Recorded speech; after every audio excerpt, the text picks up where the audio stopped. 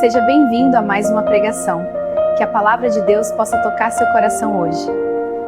Queridos, é com grande alegria que estamos aqui reunidos para compartilhar a palavra de Deus. Quero saudar os amados com a paz do Senhor Jesus Cristo. Amém? Hoje estaremos estudando Ezequiel 37, o Vale de Ossos Secos. E para iniciarmos, vamos fechar nossos olhos e orarmos ao nosso Deus. Senhor, meu Deus e meu Pai, graças te damos. Venho humildemente em primeiro lugar lhe pedir perdão pelos nossos pecados. E lhe agradecer por mais essa oportunidade de estarmos aqui mais um dia para poder falar da sua palavra. E lhe pedir que afine meus ouvidos para escutar a sua voz e unja minha boca para falar somente o que venha de ti. Para levar a todos os amados a tua palavra, assim eu te peço e te agradeço em nome do seu Filho amado Jesus. Amém. Amados, vamos abrir nossas Bíblias no livro de Ezequiel 37 e estaremos lendo do verso 1 ao 28. Amém? Veio sobre mim a mão do Senhor e ele me fez sair no Espírito do Senhor e me pôs no meio de um vale que estava cheio de ossos. E me fez passar em volta deles, que eram muito numerosos sobre a face do vale, e eis que estavam sequíssimos. E me disse, filho do homem, porventura viverão estes ossos? E eu disse, Senhor Jeová, tu o sabes. Então me disse, profetiza sobre estes ossos e dize-lhes, ossos secos, ouvi a palavra do Senhor. Assim diz o Senhor Jeová a estes ossos, eis que farei entrar em vós o Espírito, e vivereis. E porei nervos sobre vós, e farei crescer carne sobre vós. Sobre vós estenderei pele, porei em vós o Espírito, e vivereis, e sabereis que eu sou o Senhor. Então profetizei como se me deu ordem, e houve um ruído enquanto eu profetizava. E eis que se fez um reboliço, e os ossos se juntaram ossos com ossos. E olhei, e eis que cresceram nervos sobre eles, e cresceu a carne. E estendeu-se a pele sobre eles por cima, mas não havia neles espírito. E ele me disse, profetiza ao Espírito, profetiza ao Filho do Homem, e dizei ao Espírito, assim diz o Senhor Jeová, vem dos quatro ventos, ó Espírito, e assopra sobre estes mortos, para que vivam.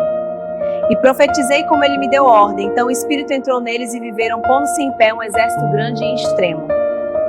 Então me disse, filho do homem, estes ossos são toda a casa de Israel. Eis que dizem, os nossos ossos se secaram e pereceu a nossa esperança, nós mesmos estamos cortados. Portanto profetiza e dize-lhes, assim diz o Senhor Jeová, eis que eu abrirei os vossos sepulcros e vos farei subir das vossas sepulturas, ó povo meu, e vos trarei a terra de Israel. E sabereis que eu sou o Senhor, quando eu abrir os vossos sepulcros e vos fizer subir das vossas sepulturas, ó povo meu. E porei em vós o meu espírito, e vivereis, e vos porei na vossa terra. Então sabereis que eu, o Senhor, disse isto, e o fiz, diz o Senhor. E outra vez veio a mim a palavra do Senhor, dizendo, tu, pois, ó filho do homem, toma um pedaço de madeira e escreve nele, por Judá e pelos filhos de Israel, seus companheiros. E toma outro pedaço de madeira e escreve nele, por José, vara de Efraim, e por toda a casa de Israel, seus companheiros. E ajunta um ao outro, para que se unam e se tornem uma só vara na tua mão. E quando te falarem os filhos do teu povo, dizendo, porventura não nos declararás o que significam estas coisas? Tu lhes dirás, assim diz o Senhor Jeová, eis que eu tomarei a vara de José que esteve na mão de Efraim, e a das tribos de Israel, suas companheiras, e as ajuntarei à vara de Judá. E farei delas uma só vara, e elas se farão uma só na minha mão. E as varas sobre que houveres escrito estarão na tua mão perante os olhos deles.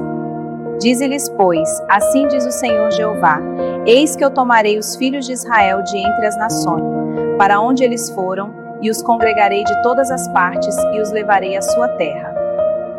E deles farei uma nação na terra, nos montes de Israel, e um rei será rei de todos eles. E nunca mais serão duas nações, nunca mais para o futuro se dividirão em dois reinos.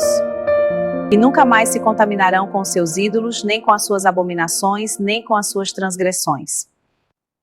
E os livrarei de todas as suas rebeliões com que pecaram, e os purificarei. Assim eles serão o meu povo, e eu serei o seu Deus. O meu servo Davi será rei sobre eles e todos eles. Terão um só pastor, e andarão nos meus juízos e guardarão os meus estatutos, e os observarão. E habitarão na terra que dei a meu servo Jacó, em que habitaram vossos pais, habitarão nela. eles e seus filhos, e os filhos de seus filhos para sempre. Davi, meu servo, será seu príncipe eternamente. E farei com eles uma aliança de paz, uma aliança perpétua. Eu os estabelecerei e os multiplicarei, e porei o meu santuário no meio deles para sempre. E o meu tabernáculo estará com eles, e eu serei o seu Deus, e eles serão o meu povo. E as nações saberão que eu sou o Senhor que santifico a Israel, quando estiver o meu santuário no meio deles para sempre. Meus amados, o nosso tema de hoje é: dos ossos secos a um exército vivo. O capítulo 37 do livro de Ezequiel mostra uma das visões mais impactantes da Bíblia. Um vale cheio de ossos secos que voltam à vida. Esse texto fala de restauração, esperança, avivamento espiritual. Cumprimento das promessas de Deus. Ele nos mostra que não existe situação impossível para Ele. E como nós lemos os versos do 1 ao 3, o vale de ossos secos. E me pôs meio de um vale que estava cheio de ossos. O vale representa morte, derrota e abandono.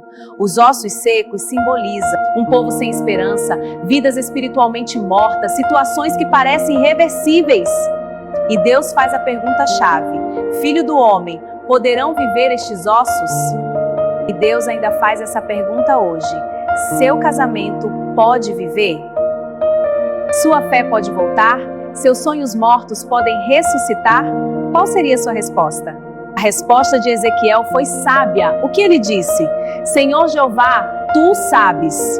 Ele reconheceu que o impossível pertence a Deus. Então nunca duvides, faça que nem Ezequiel. Deixe o impossível para Deus. Agora vamos para os versos 4 ao 6. O poder da palavra profética. Profetiza sobre estes ossos. Deus não faz sozinho, Ele usa o profeta. A restauração começa com a palavra liberada. Ordem divina, ouvir a palavra, receber vida, reconstrução completa. Há coisas na vida que só mudam quando você começa a declarar a palavra de Deus. O milagre começa naquilo que você fala. E nos versos 7 e 8 diz sobre o processo de restauração. Houve um ruído e os ossos se juntaram. Restauração acontece em etapas. Primeiro, movimento, barulho. Segundo, conexão, ossos se juntando. Terceiro, estrutura, tendões e carne. Quarto, aparência de vida e pele. Mas ainda faltava algo, porém não havia neles espírito. Nem tudo que parece vivo está vivo. Podemos ter estrutura religiosa, aparência espiritual, mas ainda falta o espírito.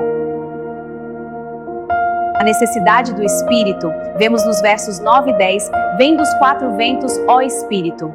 A palavra espírito ruach significa vento, sopro e vida. Sem o Espírito, não há vida verdadeira, não há transformação real. Quando o Espírito entra e viveram e se puseram em pé, um exército grande e extremo. Deus não quer só restaurar, Deus quer levantar um exército. O objetivo não é só sobreviver, mas se posicionar. Interpretação da visão, que vemos nos versos 11 ao 14. Estes ossos são toda a casa de Israel.